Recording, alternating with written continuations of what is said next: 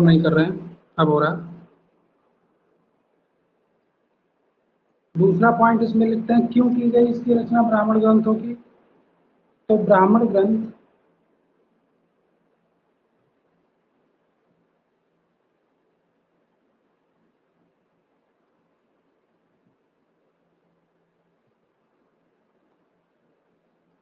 ब्राह्मण ग्रंथ की रचना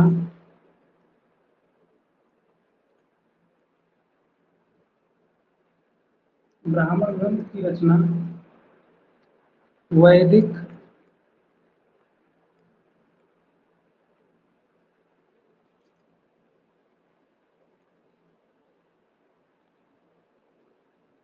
संहिताओं ब्राह्मण ग्रंथ की रचना वैदिक संहिताओं की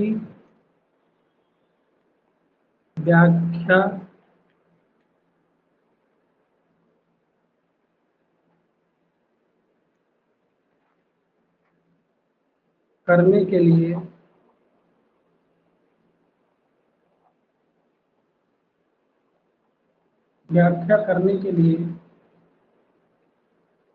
गद्य में लिखे गए हैं। ये किस फॉर्म में लिखे गए हैं? सर गद्य में। गद्य में लिखे गए हैं। ब्राह्मण ग्रंथ की रचना वैदिक संहिताओं की व्याख्या करने के लिए गद्य में लिखे गए हैं।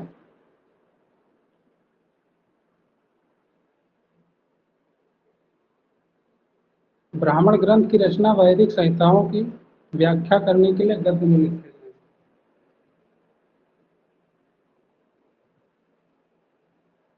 हैं। इससे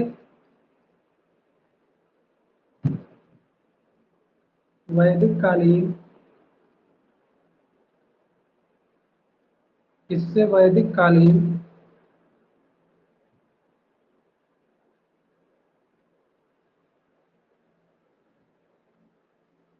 इससे वैदिक कालीन समाज के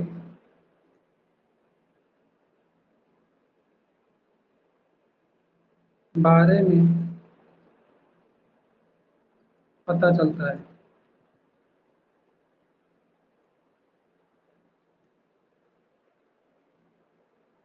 इससे किसका पता चलता है? वैदिक कालीन समाज के बारे में पता चलता है।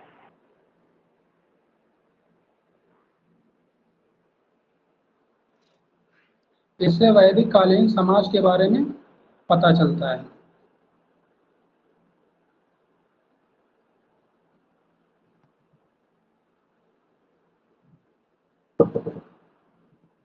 लिख लिया? जी सर लिख लिया। ओके, इसमें नोट करके लिखिए कि ब्राह्मण ग्रंथ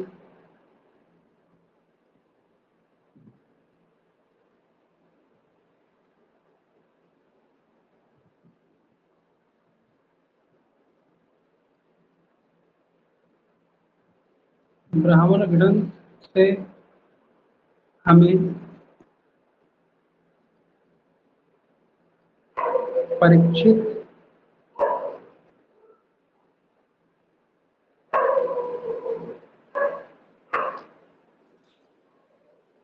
परीक्षित के बाद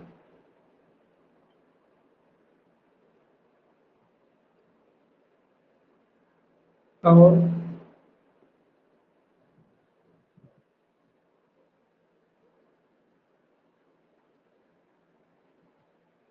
बिंबसार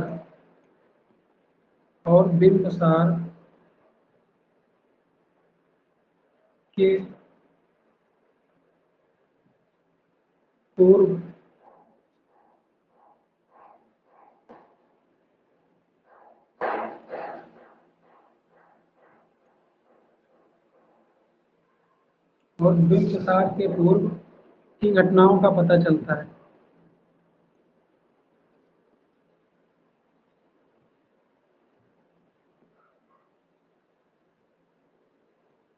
के पूर्व किसके पूर्व में क्या लिखा है? सर की घटनाओं का पता चलता है।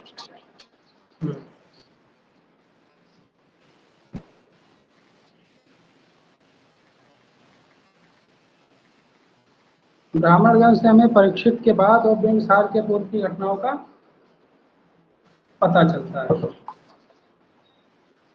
ब्राह्मणगण की रचना क्यों की गई थी? जो वैदिक सर ये पूछ संहिताएं रहे हैं, वैदिक संहिता कौन कौन सी हैं?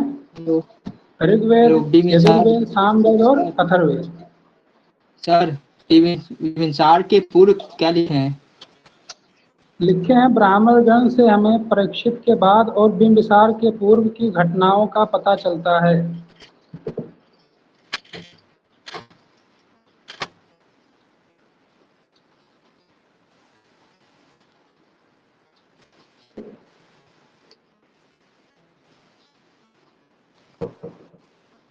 लिख लिया सर?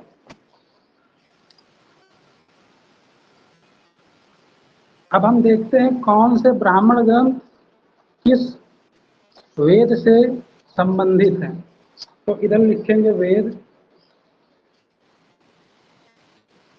और संबंधित।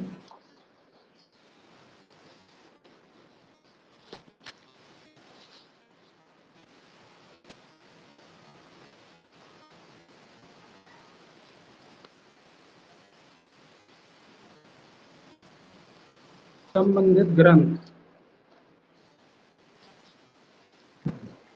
एक तरफ वेद लिखेंगे, एक तरफ संबंधित ग्रंथ लिखेंगे। तो सबसे पहला क्या आएगा?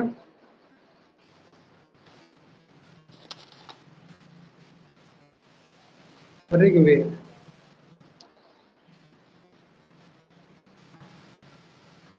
ऋग्वेद से कौन सा ब्राह्मण संबंधित ब्राह्मण ग्रंथ संबंधित है? ऐतरेय ब्राह्मण, ऐतरेय, ऐतरेय, ऐतरेय एवं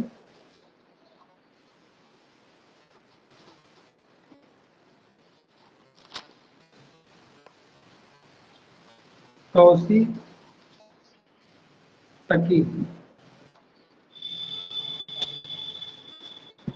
ऐतरेय एवं कौशितकी ब्राह्मण। फिर दूसरा, यजुर्वेद से कौन सा ब्राह्मण ग्रंथ संबंधित है? यजुर्वेद।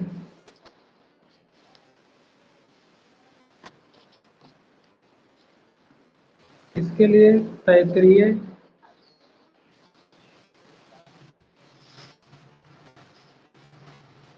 तैत्तिरीय तथा शतपथ ब्राह्मण। शतपथ।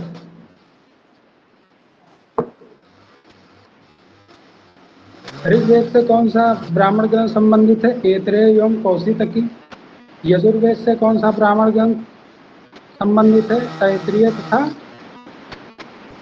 शतपथ ब्राह्मण। विभूति माइक बंद कर लीजिए ना, आवाज नहीं आ रही सर की।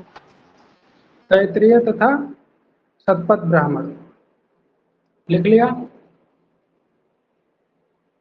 जी सर, लिख लिया। सामवेद से देख लेते हैं। सामवेद,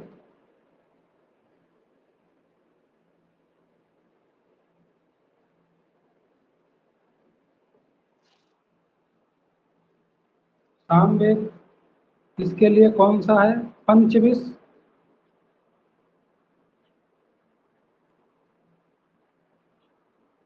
पंचविश। दूसरा कौन सा है? जैमिनीय।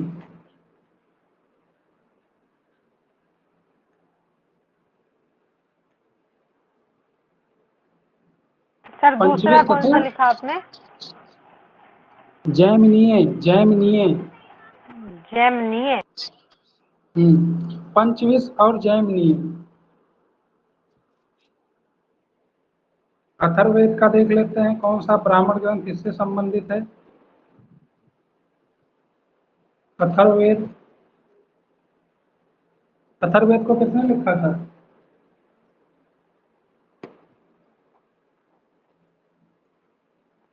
बताइए। अथर्वमुनि सर।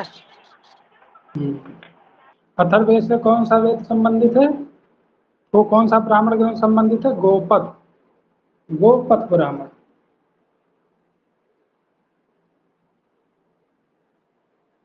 गोपथ ब्राह्मण।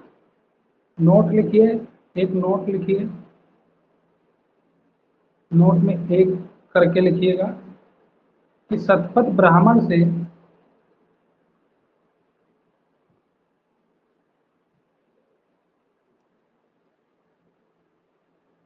शतपथ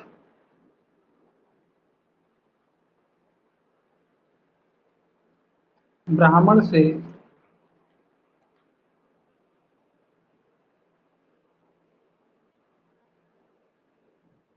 शतपथ ब्राह्मण से गांधार,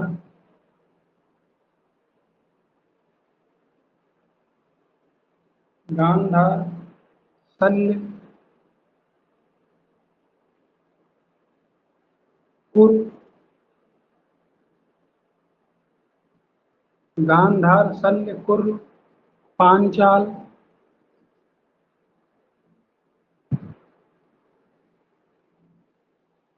कौशल,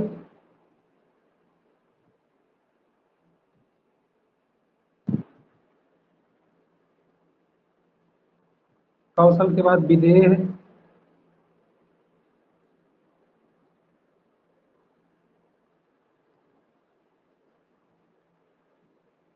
शतपथ ब्राह्मण से गांधार, शल्य, कुर, पांचाल, कौशल, विदेह।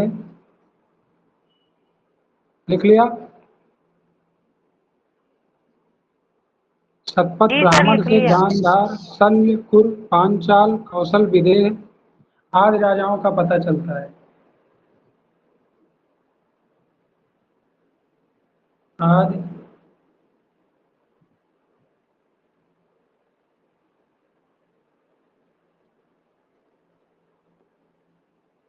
आदि राजाओं का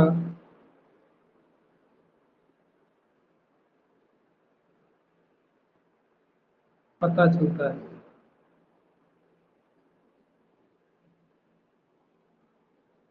शतपथ ब्राह्मण से हमें गांधार, शल्य, कुरु, पांचाल, कौशल, विदेह आदि राजाओं का पता चलता है या उनका उल्लेख मिलता है। नोट में दूसरा पॉइंट लिखिएगा कि शतपथ ब्राह्मण में शतपथ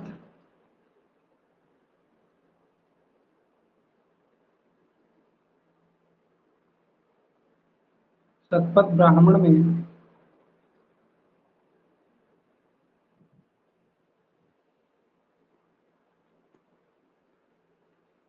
शतपथ ब्राह्मण में स्त्री को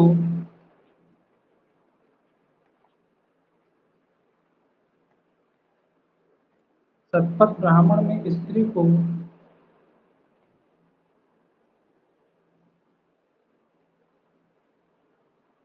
पुरुष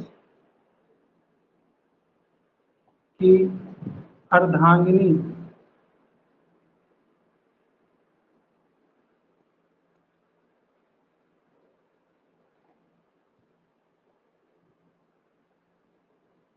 अर्धांगिनी कहा गया है।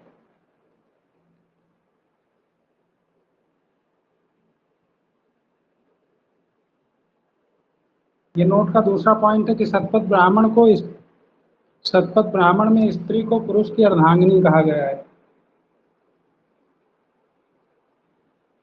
नोट में तीसरा पॉइंट बना लेंगे कि शतपथ ब्राह्मण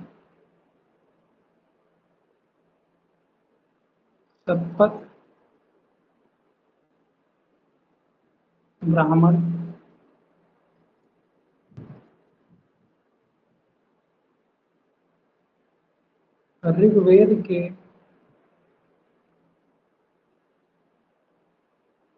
बाद सबसे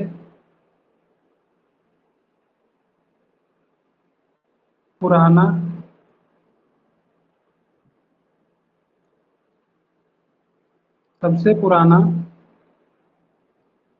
धार्मिक ग्रंथ है। शतपथ ब्राह्मण ऋग्वेद के बाद सबसे पुराना धार्मिक ग्रंथ है।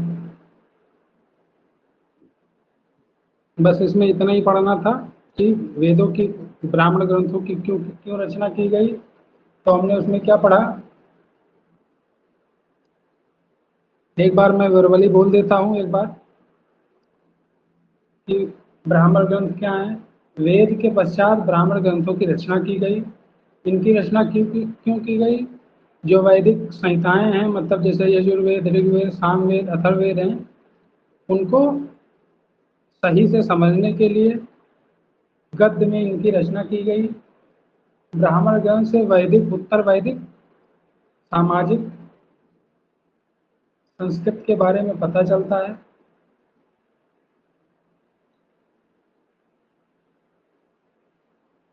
फिर हमने ये पढ़ा कि वेद तथा उसके सबको क्या नाम है। ब्राह्मण ग्रंथ से हमें परीक्षित और बिंबिसार के पूर्व की घटनाओं का पता चलता है। फिर हम देखें कि वेद तथा उससे संबंधित ब्राह्मण ग्रंथ कौन कौन से हैं। तो ऋग्वेद से कौन कौन से हैं, ऐतरेय एवं कौशितकी। यजुर्वेद से ऐतरेय, तैत्तिरीय तथा शतपथ ब्राह्मण। सामवेद से पंचविश तथा जैमिनीय ब्राह्मण। अथर्ववेद से गौपद ब्राह्मण। फिर हमने नोट में 2-3 चीजें लिखी जो इम्पोर्टेंट है एग्जाम के पॉइंट ऑफ व्यू से, कि शतपथ ब्राह्मण में गांधार, शल्य, पुर, पांचाल, कौशल, विदेह आदि राजाओं का वर्णन मिलता है। शतपथ ब्राह्मण में स्त्री को पुरुष की अर्धांगिनी कहा गया है। और ये चौथा आप लोगों ने लिखा कि शतपथ ब्राह्मण ऋग्वेद के बाद सबसे पुराना धार्मिक ग्रंथ है। समझ गए, लिख लिया आप लोगों ने। जी सर। मेरी आवाज क्लियर जा रही है। जी सर। तो मैंने जो अभी टॉपिक दिखाया था, तो ब्राह्मण ग्रंथ के बाद कौन सा टॉपिक था, पुराण। ब्राह्मण ग्रंथ के बाद कौन सा टॉपिक था, पुराण। पुराण के बारे में लिखते हैं। तो पुराण जो है ये भारतीय भारतीय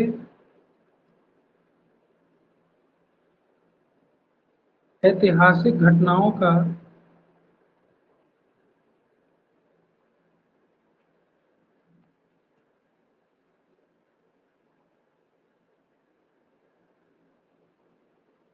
पुराण भारतीय ऐतिहासिक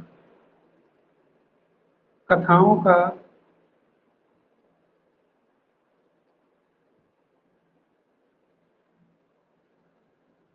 सबसे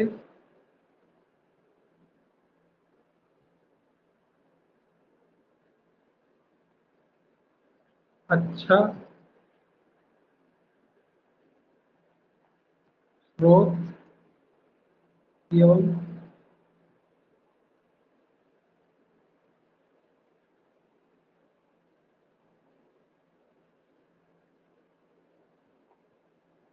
प्रमाण है।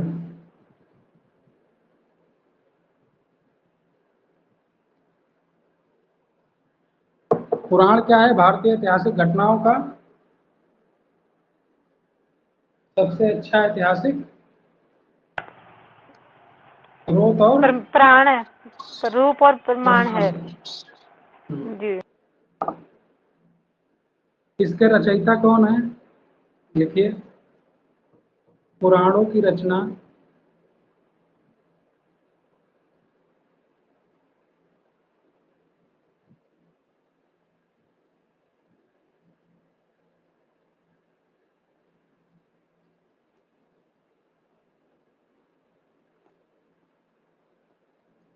पुराणों की रचना लोमहर्ष लोमहर्ष अथवा उनके पुत्र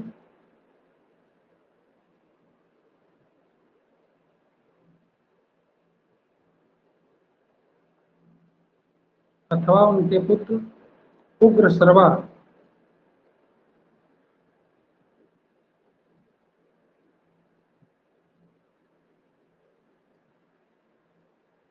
उग्रश्रवा ने की। पुराणों की रचना लोमहर्ष अथवा उनके पुत्र उग्रश्रवा ने की। पुराणों की रचना किसने किया? लोमहर्ष अथवा उनके पुत्र कौन है? उग्रहर्ष। उग्रश्रवा। हाँ। उग्रश्रवा। पुराणों लिख लिया?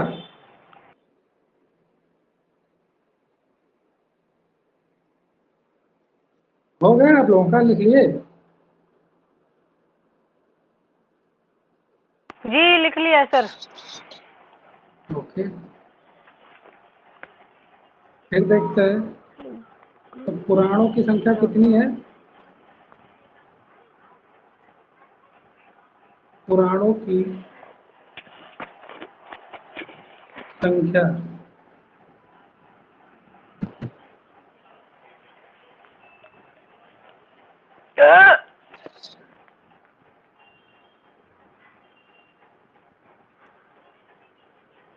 कितनी है? पुराणों की संख्या 18 पुराण। सर 18 पुराण है।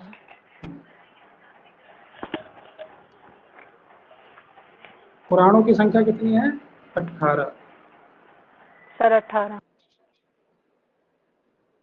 जिसमें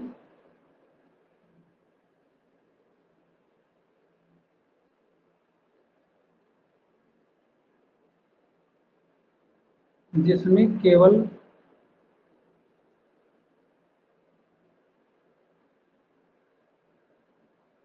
5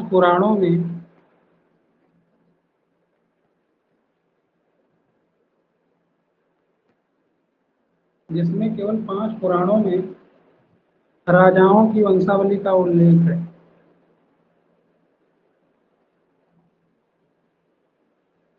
राजाओं की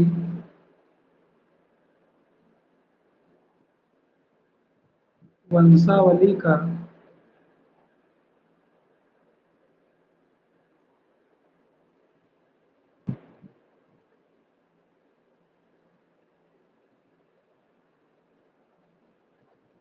उल्लेख है।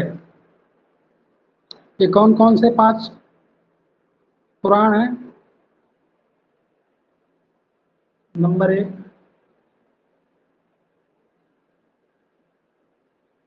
मत्स्य। नंबर 2 वायु। आप लोग पुराण जोड़ लीजिएगा आगे। मत्स्य पुराण, वायु पुराण। तीसरा विष्णु पुराण सर। विष्णु पुराण।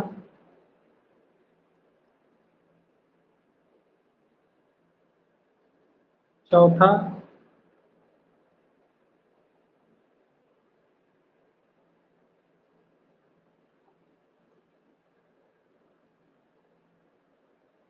भागवत पुराण।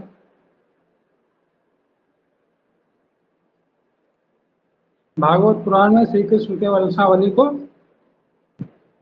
भगवान श्री कृष्ण को जानते होंगे तो उनके वंशावली को बताया गया है। लिख लिया? पुराणों की संख्या 18 है, जिसमें केवल 5 पुराणों में राजाओं की वंशावली का उल्लेख मिलता है। मत्स्य पुराण, वायु पुराण, विष्णु पुराण और भागवत पुराण। 5वां कौन सा पुराण है? ब्राह्मण पुराण।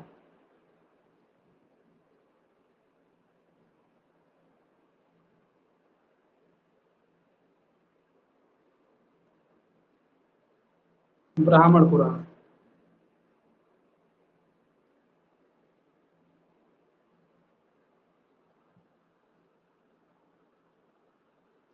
इसमें राजाओं के वंशावली का उल्लेख मिलता है। ये इंपॉर्टेंट 18 पुराण है। 18 हमको पढ़ने की जरूरत नहीं है, इंपॉर्टेंट वाले केवल हम बताएंगे आपको। नोट लिखिए। नोट में एक करके लिखिए ऐसे कि पुराणों में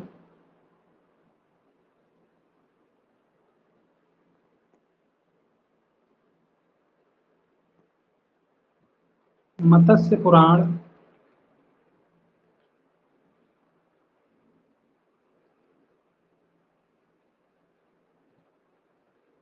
पुराणों में मत्स्य पुराण सबसे प्राचीन,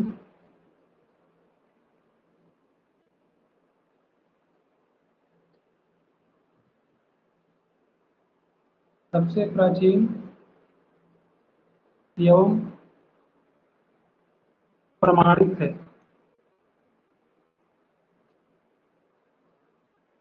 सबसे प्राचीन एवं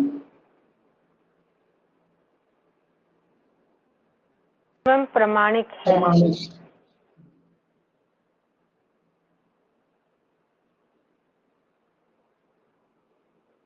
पुराणों में मत्स्य पुराण सबसे प्राचीन एवं प्रमाणित है।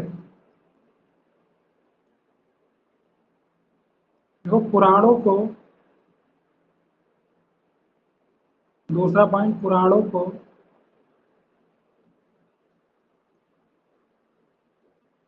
स्त्री एवं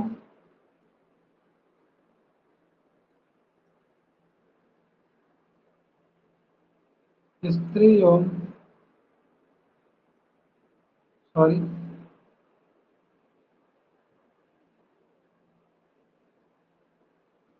स्त्री एवं शूद्र सुन सकते थे।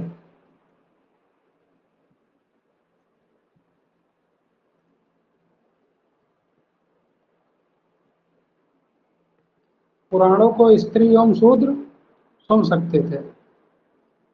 यह महत्वपूर्ण है। एक फैक्ट मैंने नहीं बताया, इसको लिख लिया आप लोगों ने?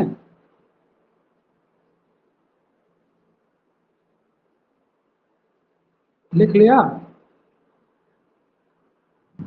जी सर, लिख लिया। एक फैक्ट आप लोग नोट करके लिखिएगा, इम्पोर्टेंट है, इम्पोर्टेंट करके लिखिएगा कि जो वेद थे, वेदों को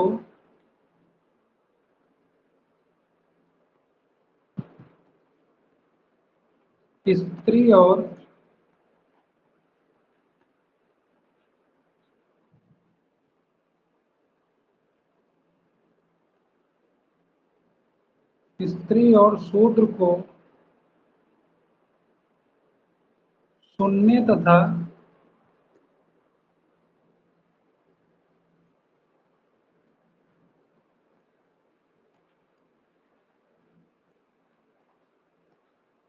वेदों को स्त्री और शूद्र को सुनने तथा पढ़ने का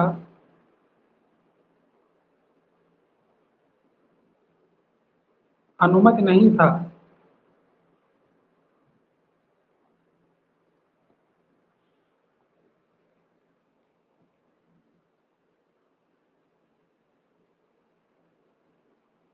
वेदों को स्त्री और शूद्रों को पढ़ने तथा सुनने तथा पढ़ने की अनुमति नहीं थी। ठीक है, ये फैक्ट आप लोग याद रखिएगा, इम्पोर्टेंट है। लेकिन पुराण जो है सुन सकते थे, पढ़ वो भी नहीं सकते थे, खाली सुन सकते थे।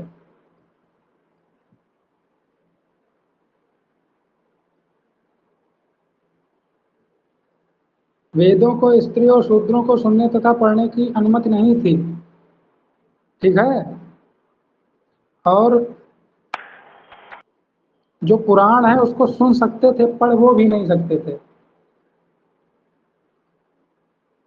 ठीक, ये फैक्ट याद रखिएगा आप लोग। लिख लिया इसको? जी सर, लिख लिया। अब देख लेते हैं कि पुराण और संबंधित वंश कौन कौन से हैं। एक तरफ पुराण डालेंगे ऐसे,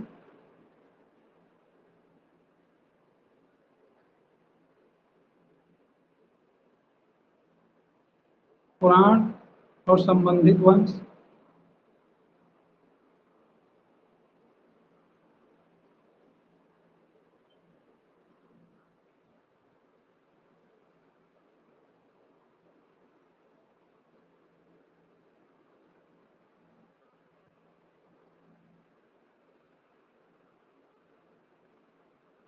पुराण तथा संबंधित वंश तो विष्णु पुराण,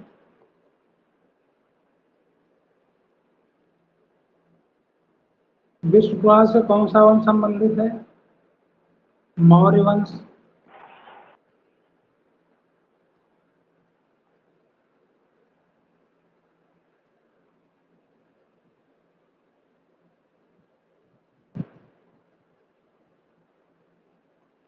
मत्स्य पुराण। इससे आंध्र सातवाहन वंश। आंध्र सातवाहन। आंध्र सातवाहन।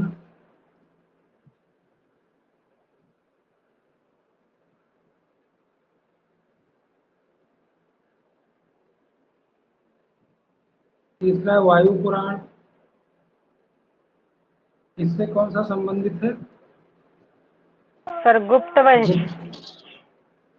गुप्त वंश।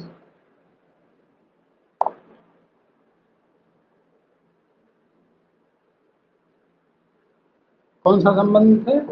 गुप्त वंश।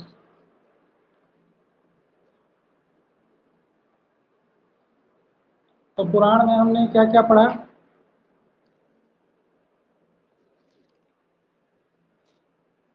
पुराण में क्या क्या पढ़े?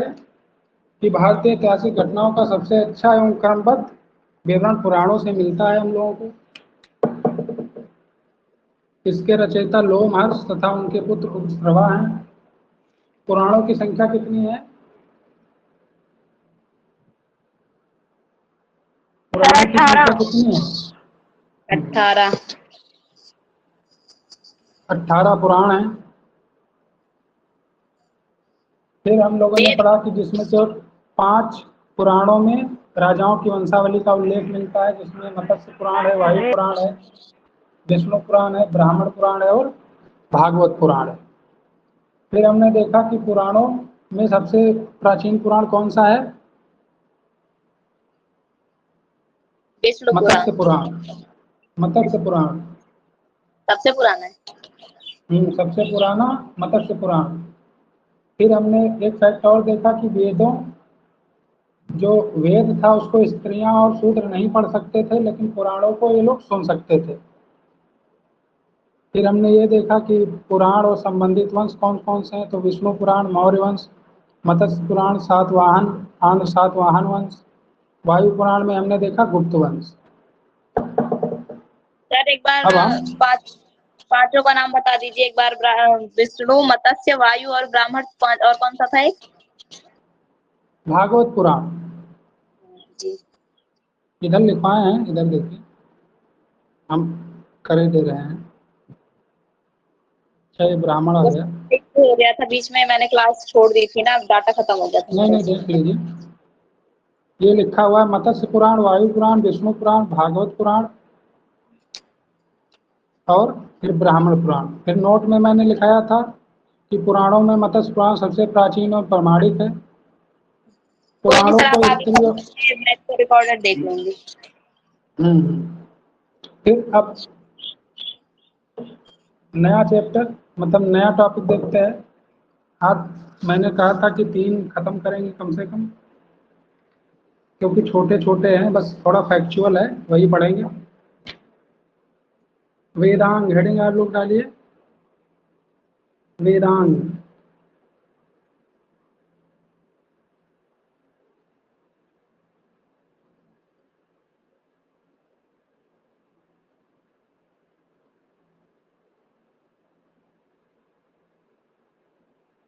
वेदांग तो सबसे पहले इनकी रचना क्यों हुई ये देख लेते हैं। तो वेदों का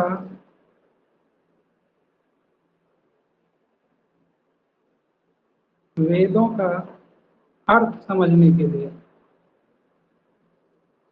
ब्राह्मण ग्रंथ की रचना हुई थी। वेदों को सही से समझने के लिए वो गद्य में लिखा गया था, लेकिन इसके अर्थ जो उसके अर्थ हैं, मतलब कोई शब्द लिखा गया है तो उसका अर्थ क्या है, इसीलिए वेदांत की रचना की गई। तो वेदों का अर्थ अर्थ समझने वेदों का अर्थ समझने एवं वेदों का अर्थ समझने एवं जो सूक्त हैं उनके सूक्त का सही उच्चारण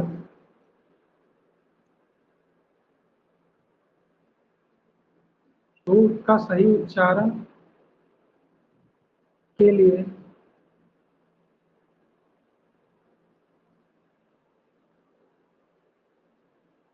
वेदांग की रचना हुई।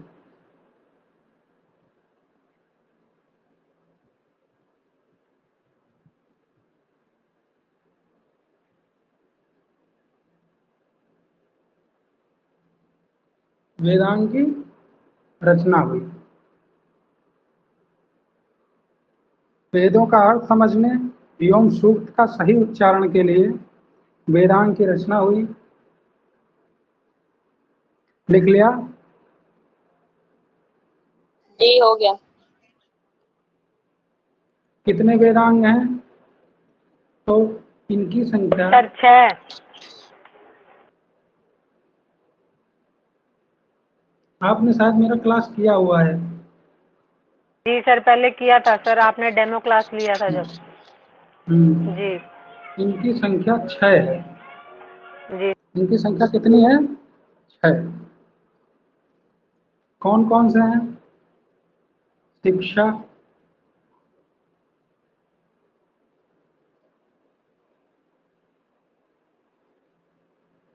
एक, दूसरा कल्प,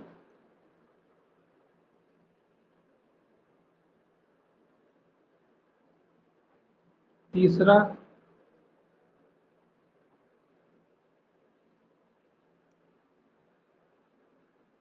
व्याकरण,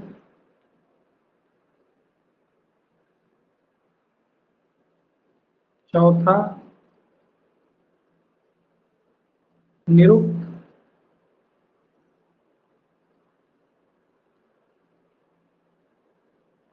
पांचवा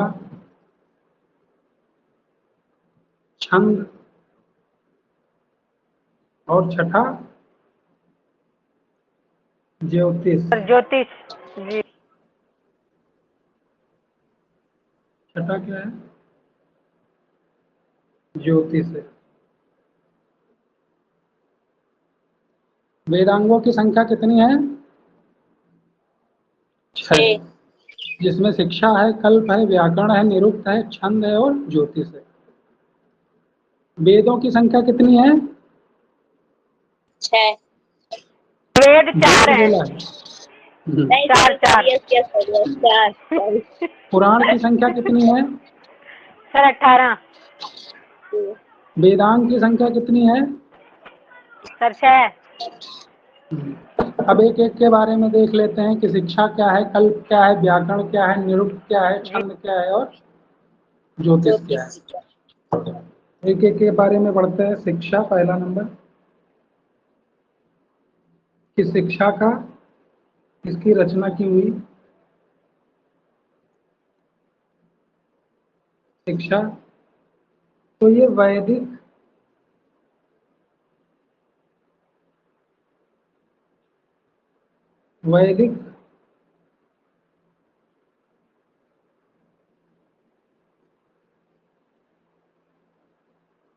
वाक्यों के वैदिक वाक्यों के स्पष्ट उच्चारण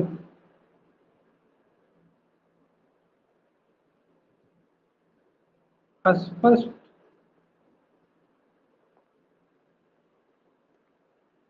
उच्चारण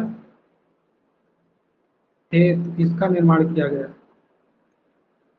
बस इतना लिखिए, काफी है। शिक्षा का शिक्षा का रचना क्यों किया गया? वैदिक वाक्यों के स्पष्ट उच्चारण हेतु। कल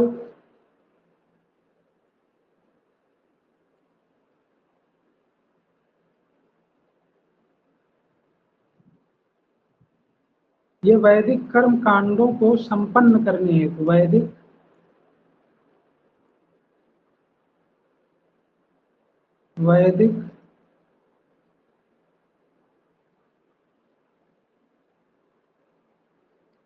कर्म कांडों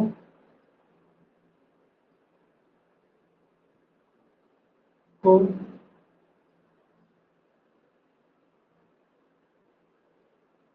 संपन्न करने हेतु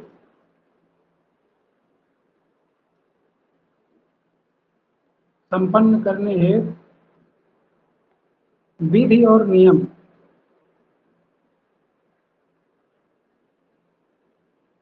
विधि व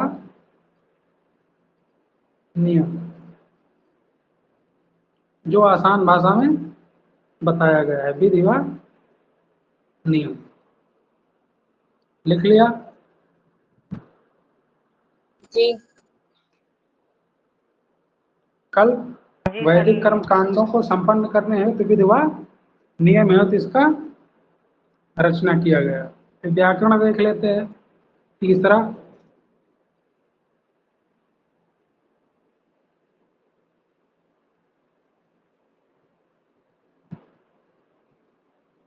व्याकरण।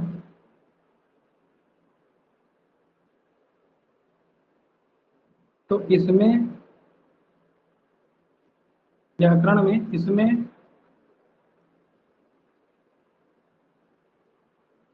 धातुओं की रचना, हिंदी अगर आप लोग पढ़े होंगे तो धातु का मतलब समझते होंगे।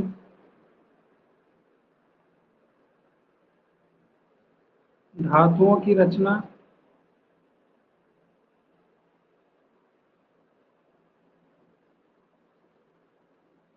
उपसर्ग,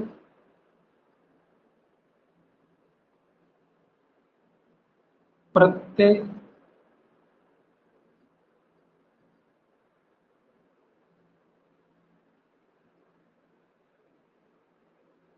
के प्रयोग हेतु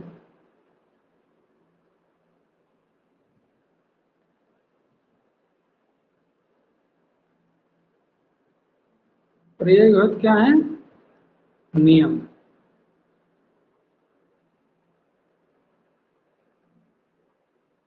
फिर चौथा देखते हैं, निरुक्त जिसे कहा जाता है, निरुक्त।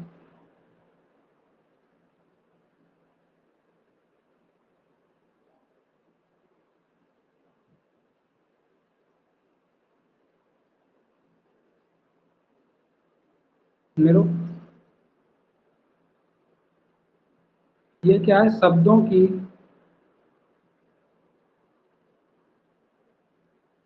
की व्युत्पत्ति,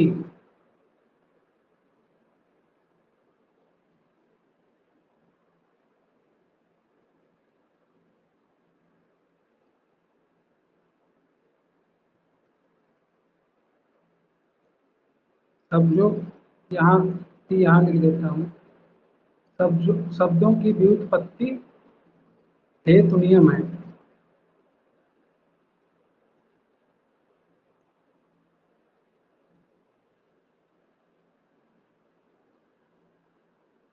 शब्दों की व्युत्पत्ति हेतु नियम है। लिख लिया? जी। इसी में निरुक्त में ही लिखिएगा, निरुक्त में ही लिखिएगा कि यह भाषा शास्त्र का यह भाषा शास्त्र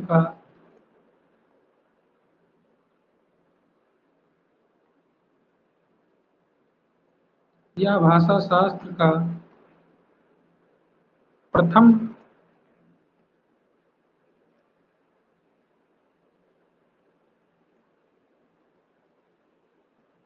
प्रथम ग्रंथ माना जाता है। भाषा शास्त्र का प्रथम ग्रंथ किसको माना जाता है? निरुक्त को। निरुक्त को। पांचवा देखते हैं हम लोग, छंद।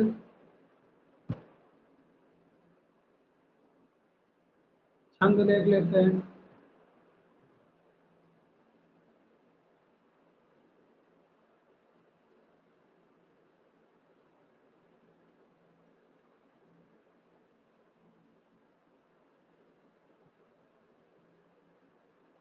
इसमें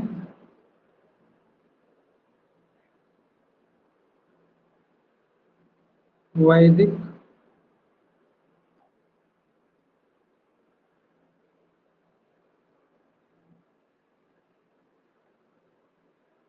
इसमें वैदिक साहित्य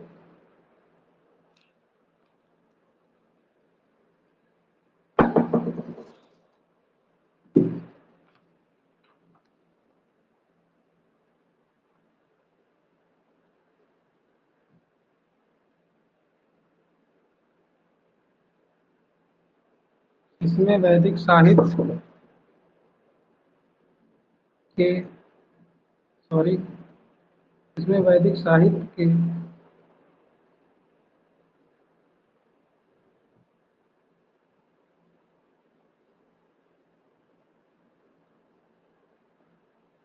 वाक्यांशों को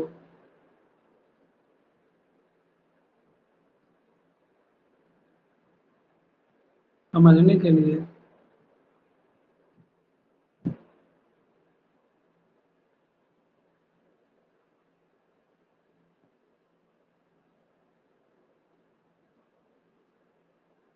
इसमें वैदिक साहित्य के वाक्यांशों को समझने के लिए रचना की गई।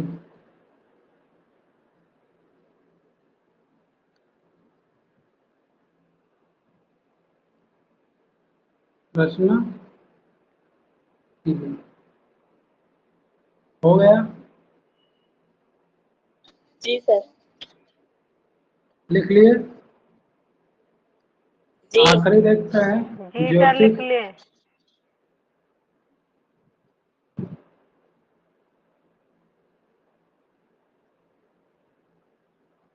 ज्योतिष देखते हैं।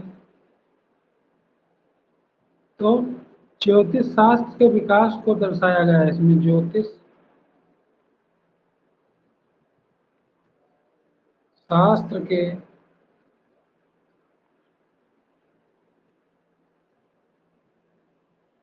विकास को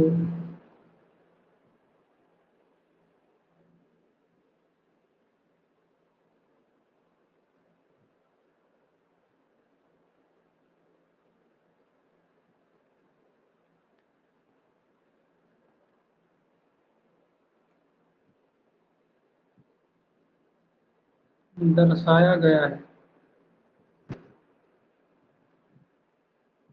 ज्योतिष शास्त्र के विकास को दर्शाया गया है। इसके आचार्य कौन थे? आचार्य कौन थे इसके?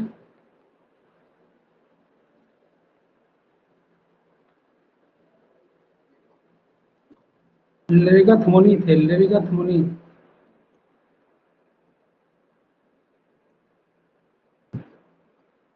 लिरगत मुनि।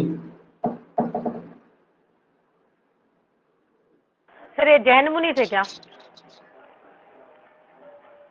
नहीं नहीं नहीं, अरे ये वैदिक काल की बात हो रही है, वहां जैन कहाँ आ जाएंगे?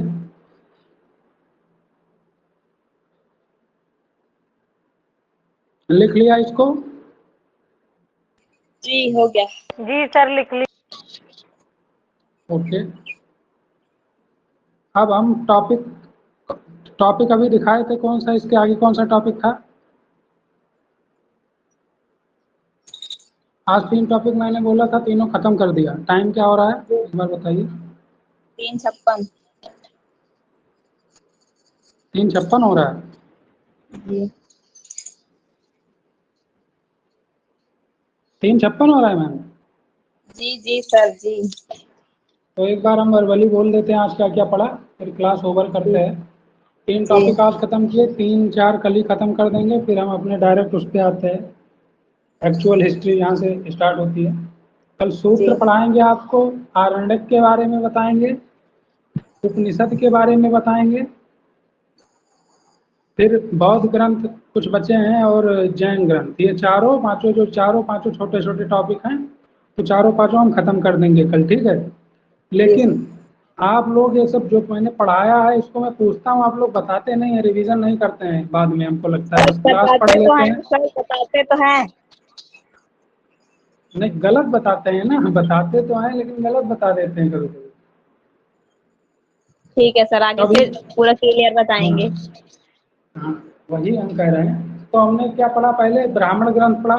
ब्राह्मण ग्रंथ में हमने पढ़ा कि वेद के पश्चात ब्राह्मण ग्रंथों की रचना की गई। क्यों की गई? क्योंकि ब्राह्मण ग्रंथ वैदिक संहिताओं को व्याख्या करता है, उसको गद्य में लिखा गया है, इसीलिए उसकी रचना की गई। फिर हमने पढ़ा कि ब्राह्मण ग्रंथ से उत्तर वैदिक कालीन समाज का पता चलता है। फिर हमने पढ़ा ब्राह्मण ग्रंथों से हमें परीक्षित के बाद तथा बिंबिसार के पूर्व की घटनाओं का पता चलता है। फिर हमने देखा कि कुछ ब्राह्मण ग्रंथ उससे संबंधित, मतलब वेद तथा उससे संबंधित ब्राह्मण ग्रंथ, तो ऋग्वेद के लिए कौन कौन से हैं? ऐतरेय ब्राह्मण है और कौशिकी ब्राह्मण है। यजुर्वेद के लिए तैतरीय तथा शतपथ ब्राह्मण है। सामवेद के लिए कौन सा है? पंचविश तथा जैमिनीय ब्राह्मण। अथर्ववेद के लिए है गौपद ब्राह्मण। फिर नोट में हमने कुछ चीजें देखी कि शतपथ ब्राह्मण में गांधार, शल्य, कुल, पांचाल, कौशल, विदेह आदि राजाओं का वर्णन मिलता है। फिर हम सर ये शतपथ आज की ब्राह्मण में क्लास में जो आप रिपीट कर रहे हैं, जी मैम। ये आप जो अभी रिपीट कर रहे हैं ये आज की क्लास का है ना? यस मैम, आज ही का है। हाँ, वो थोड़ी देर के लिए मैंने अटेंड नहीं किया था ना, छूट गया था, इसलिए ये नहीं किया। फिर हमने पढ़ा कि शतपथ ब्राह्मण में स्त्री को पुरुष की अर्धांगिनी कहा गया है। फिर मैंने इम्पोर्टेंट बताया कि जो शतपथ ब्राह्मण है वो ऋग्वेद के बाद का सबसे प्राचीन ग्रंथ है। फिर मैंने एक बात और कही कि वेदों को वैदिक काल में जब वेद लिखे गए तो उसको स्त्री और पुरुष, स्त्री और शूद्र को पढ़ने की अनुमति नहीं थी, लेकिन वेदों को सुनने का अनुमति था और उसको सुनने की अनुमति नहीं थी। फिर हमने पढ़ा पुराण। पुराण के बारे में हमने क्या पढ़ा कि भारतीय ऐतिहासिक घटनाओं का सबसे अच्छा एवं क्रमबद्ध विवरण पुराणों से मिलता है। इसके रचयिता लोमहर्ष तथा उनके पुत्र उपसर्वा हैं। पुराणों की संख्या 18 है, जिसमें केवल 5 पुराणों में राजाओं की वंशावलियों का पता चलता है, जिसमें मत्स्य पुराण है, वायु पुराण है, विष्णु पुराण है, ब्राह्मण पुराण है और भागवत पुराण है। फिर मैंने बताया पुराणों में मत्स्य पुराण सबसे प्राचीन और प्रमाणिक है। ठीक है। फिर पुराण क्या है? पुराण से संबंधित, पुराण बताया, उससे संबंधित राजवंश के बारे में बात की। विष्णु पुराण मौर्य वंश से संबंधित है। मत्स्य पुराण आंध्र सातवाहन से संबंधित है और वायु पुराण गुप्त वंश से संबंधित। फिर हमने वेदांत के बारे में कुछ पढ़ा कि वेदों को समझने व सूक्तियों के सही उच्चारण के लिए वेदांग की रचना की गई। वेदांग 6 हैं, जिसमें शिक्षा है, कल्प है, व्याकरण है, निरुक्त है, ज्योतिष है, छंद है। ये 6 हैं, जिसमें मैंने बताया कि शिक्षा के लिए वैदिक वाक्यों के स्पष्ट उच्चारण के लिए इसका निर्माण हुआ। ऐसे मैंने कल्प में भी बताया कि जो वैदिक कर्मकांड होते थे उनके नियम बताए गए हैं। व्याकरण में मैंने बताया इसमें उपसर्ग, प्रत्यय आदि के प्रयोग के बारे में बताया गया है। निरुक्त में हमने देखा कि शब्दों की व्युत्पत्ति है तो इसका निर्माण किया गया। और मैंने इसमें एक चीज और बताई कि भाषा शास्त्र का प्रथम ग्रंथ माना जाता है। फिर मैंने छंद की बात की, इसमें वैदिक वाक्यांशों को समझने के लिए इसका निर्माण किया गया। फिर ज्योतिष की बात की मैंने, जिसमें ज्योतिष शास्त्र के विकास को दिखाया गया है। और इसके प्राचीनतम या इसके आचार्य कौन है? निर्गत मुनि है। कल हम आरण्यक पढ़ेंगे, उपनिषद पढ़ेंगे, सूत्र पढ़ेंगे। ये छोटे छोटे टॉपिक हैं, ज़्यादा बड़े नहीं हैं, तो खत्म हो जाएंगे कल। और जैन धर्म और बौद्ध धर्म वो भी खत्म हो, मतलब धर्म नहीं, बौद्ध ग्रंथ और जैन ग्रंथ, जिसमें त्रिपिटक है, सुत्त पिटक है, विनय पिटक है, अभिधम्म है। ये सब चीज़ें हम लोग जो है पढ़ेंगे। जैन धर्म में आप जैन ग्रंथ पढ़ेंगे, जिसमें प्रकृत आगम पढ़ेंगे, ये सब चीज़ें, भद्रभाव चरित्र, इन चीज़ों के बारे में कल हम जो विस्तार से चर्चा करेंगे। छोटे छोटे टॉपिक हैं ये, कल ख़त्म हो जाएंगे। ठीक है। और मैं PDF अपलोड किए दे रहा हूँ, आप लोग प्लीज़ उसको पढ़िए। सारी चीज़ें जो मैंने यहाँ लिखाई हैं PDF में सब कुछ लिखा हुआ है। अगर क्लास के नोट्स नहीं पढ़ पा रहे हैं तो PDF डाउनलोड करके पढ़िए। ठीक है। रिवीजन करते रहिए, बिना रिवीजन के काम नहीं होगा। पढ़ते जाएंगे, भूलते जाएंगे बिना रिवीजन के। ठीक है। सो जी। Thank you. जी sir. Thank you sir. Revision करते रहिए आप लोग।